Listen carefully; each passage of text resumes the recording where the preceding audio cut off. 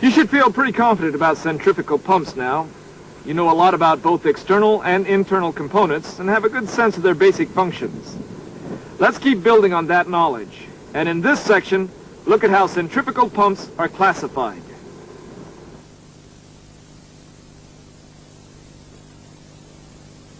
This is the fourth section of a four-section module on centrifugal pump principles. This section covers classification of centrifugal pumps. All centrifugal pumps operate on the same principles, regardless of the actual work they do, whether it's low to high pressure pumping, moving light to heavy fluids, pumping small to large volumes, or whatever. What distinguishes one pump from another is size, shape, and basic design. Design is most important.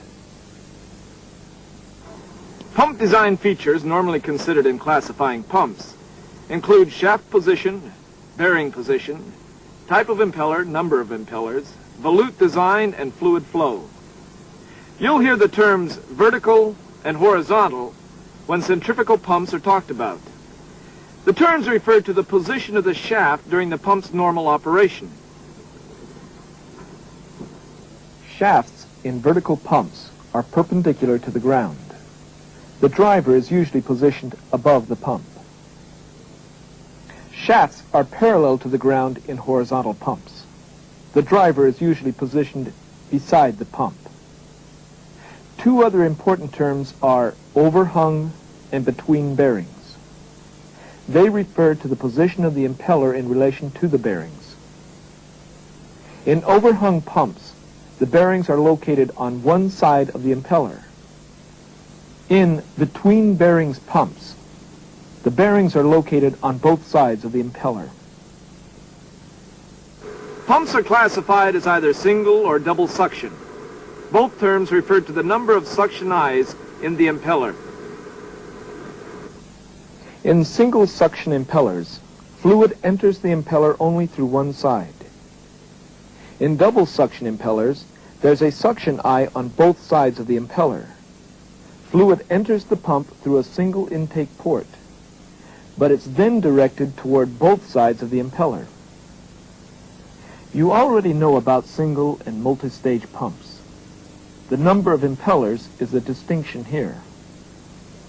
Obviously, single-stage pumps have only one impeller. Just as clearly, multi-stage pumps have two or more impellers in series on the same shaft. The purpose of multiple impellers, as we learned earlier, is to produce higher discharge pressures than is normally possible with just one impeller.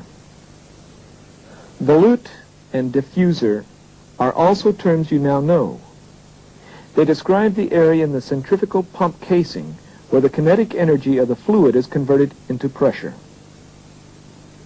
In volute pumps, the casing forms a chamber, or a volute, that's wider at the discharge port than where the fluid leaves the impeller. In diffuser pumps, instead of a volute, there's a diffuser with stationary vanes that form a series of widening chambers. A couple of terms used to classify centrifugal pumps that we haven't covered yet are radial flow and axial flow. In radial flow pumps, the impeller is designed to direct the fluid out at a 90-degree angle from the shaft. In axial flow pumps, the path is parallel to the shaft. Strictly speaking, axial flow pumps aren't centrifugal because they don't use centrifugal force to add energy to the fluid or to convert the velocity of the fluid to pressure. Axial flow or turbine-type pumps are nevertheless frequently classified with centrifugal pumps because their parts and maintenance requirements are similar. We've got a lot of terms, right? And one by one, we can understand each. That's important to remember because a specific centrifugal pump is classified by which terms are applied to it. For example, a vertical overhung single suction, single stage radial flow volute pump with a closed impeller. That's one centrifugal pump. Another one is this one. A horizontal between bearings, single suction multi-stage radial flow volute pump with closed impellers. Each word has meaning. Each is important. All will be needed in selecting a pump for a specific application. It's simply a matter of looking at each aspect of the pump, the way an impeller is made, the type of casing it has, whether it's horizontal or vertical, and so on. In other modules, we'll look at maintaining and selecting particular pumps for particular applications. But for now, we'll close our program on the principles of centrifugal pumps. Review your student manual. There's a lot of information to absorb. Review the sections of the tape again that you need some clarification on, and feel free to ask your instructor for more help. Remember, the use of centrifugal pumps in the oil and gas industry is widespread. The more you know about their design and operation, the better you'll be able to do your job. See you soon.